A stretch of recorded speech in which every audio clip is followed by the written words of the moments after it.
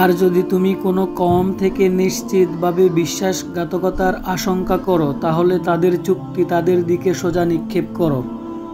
নিশ্চয়ই আল্লাহ বিশ্বাসঘাতকদের পছন্দ করেন না। আর কাফিররা যেন কখনো মনে না করে যে তারা আযাবের নাগালের বাইরে চলে গিয়েছে।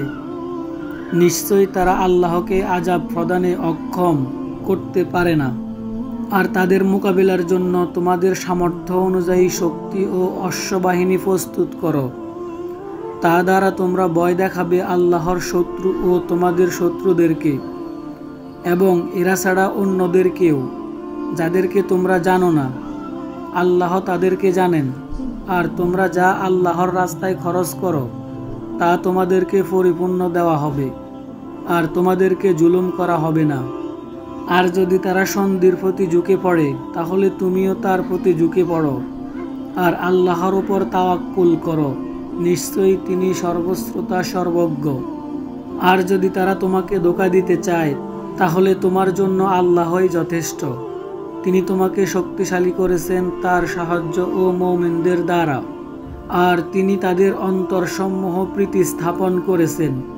যদি তুমি জমিনে যা আছে তার সব কিছু ব্যয় করতে, তবুও তাদের অন্তরসমূহে প্রীতি স্থাপন করতে পারতে না, কিন্তু আল্লাহ তাদের মধ্যে প্রীতি স্থাপন করেছেন। নিশ্চয়ই তিনি পরাক্রমশালী প্রজ্ঞাবান। হে নবী, তোমার জন্য আল্লাহই যথেষ্ট, এবং যেই সব মুমিন তোমার অনুসরণ করেছে তাদের জন্যও।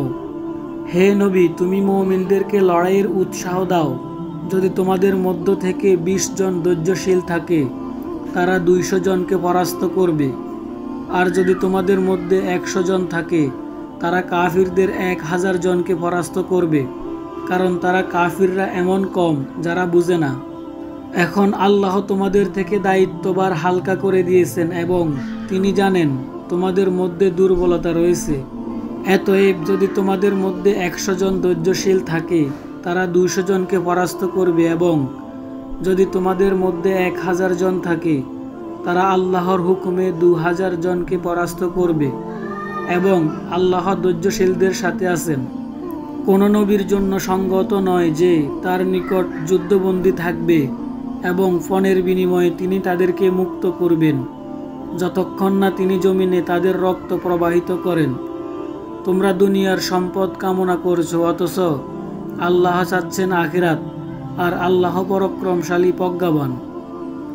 আল্লাহর লিখন অতিবাহিত না হয়ে থাকলে অবশ্যই তোমরা যা গ্রহণ করেছ সেই বিষয়ে তোমাদেরকে মহা আযাব স্পর্শ করবে। অতএব তোমরা যেই গনিমত পেয়েছ তা থেকে হালাল পবিত্র হিসেবে খাও, আর তোমরা আল্লাহকে ভয় করো। নিশ্চয়ই আল্লাহ ক্ষমাশীল পরম দয়ালু।